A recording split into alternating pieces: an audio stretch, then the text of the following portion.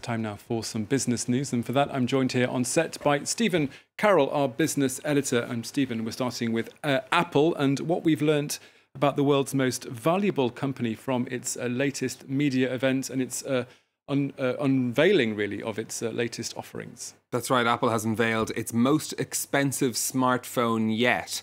The iPhone XS Max will sell for €1,259 in France and just under $1,100 in the United States. The two other models launched, the XS and the XR, will also remain near the top of Apple's price scale. Now, this follows the success of last year's iPhone X, which was at the time the company's most expensive product. As Apple faces increased competition from its Chinese rivals, these models show that it's focusing on the higher value end of the smartphone scale. Pricing was a little higher than I think some people thought. You know, there was a question of would they push above $1,000 for the base configuration on the large phone, and they did. So at the same time, that large phone is going to go to the dedicated Apple fans who are frankly willing to pay almost anything. You know, and then we did see them bring the iPhone X family down to $749, which is still expensive, but you know, a little bit more reasonable. And of course, maintaining the 7 and 8 at lower price points is going to be important. Well, Apple is a company that could well be hit by an escalation of trade tensions between the US and China. Stephen, tell us why. That's right. Well, of course, they are a company that builds a massive part of their iPhones in China. But those trade tensions, there may be hope yet of avoiding that further escalation. This, as the Trump administration is said to be seeking a new round of talks with Beijing before the United States imposes its next round of tariffs, which will affect some $200 billion worth of Chinese exports. According to the Wall Street Journal, the invitation came from US Treasury Secretary Steve Mnuchin. The last round of talks in August failed to yield any results, but President Trump's economic advisor Larry Kudlow was optimistic that progress could be made.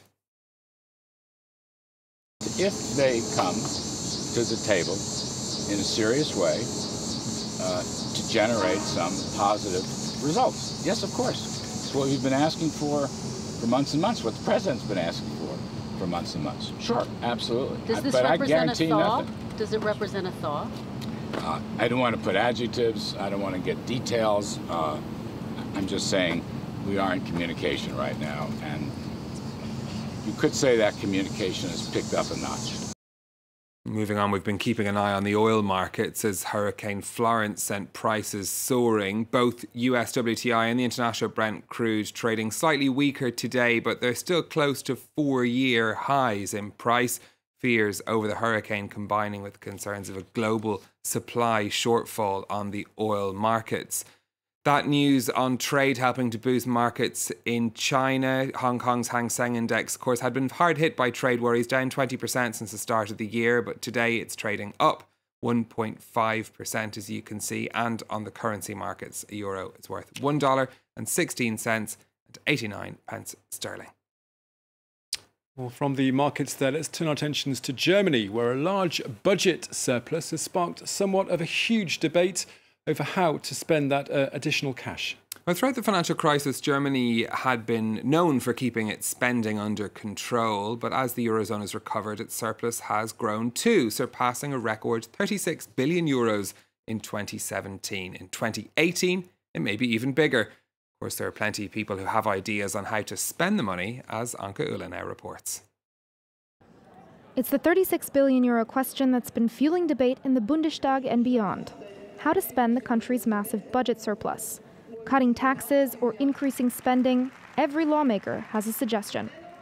Investments in transport or high-speed internet. Our infrastructure, it's in terrible shape. The distribution of money has already begun. Next year's draft budget plan has already increased military spending by €4 billion. Pensioners will also get another $4 billion. But everyone wants a slice of the pie. In this Düsseldorf hospital, for example, staff have gone on strike. They want more resources because they say the government can afford it. The problem is we have too many things to do and too little time. It's tough to manage. Many want the extra money to go towards modernizing infrastructure. One of the reasons Germany has such a big surplus is that the government doesn't spend much money on highway maintenance or schools. At the school in Berlin, the principal says she can't even afford basic structural renovations. The blinds don't go up or down anymore. The windows aren't insulated. It's a problem in winter. Unfortunately, few of these funding requests will be approved by the government. Angela Merkel says the priority is not to spend the money, but rather to save it. A rainy day fund for Germany's perhaps not so sunny future. In the United States, regulators are considering banning all flavoured e-cigarettes. The head of the Food and Drug Administration says that teenage use of the vaporizers has reached an epidemic proportion. Last year, 2.1 million middle and high school students in the US were using e-cigarettes, according to the Food and Drugs Administration, And Commissioner Scott Gottlieb says the 2018 figures are even higher. He's asked the leading manufacturers in the sector to come up with plans to reduce teenage use or risk having their products banned. Now, as I've been saying here on France 24, a major climate summit is taking place in San Francisco for the next 2 days. But New York City's pension fund is also making some green investments. It's actually doubling its money in renewable energies and clean water to $4 billion over the next 3 years. The move set to be announced later by New York Mayor and the City Comptroller. Now, earlier this year, Mayor Bill de Blasio and Governor Andrew Cuomo announced plans to divest billions from fossil fuels from state investments. Now, the New York City Pension Fund is the biggest public retirement fund in the US. It's worth altogether some $195 billion. And finally from you, Stephen, I dread to ask, but you have a story about one very expensive rat. I do. This was the discovery of a rat by a woman in the soup that she was eating in a chain restaurant in the Chinese province of Shandong. The video of the moment went viral over the weekend. The story was picked up by media, including the South China Morning Post. Now, the story sent the share price of the company that owned the restaurant, called Xiaobu, tumbling in Hong Kong.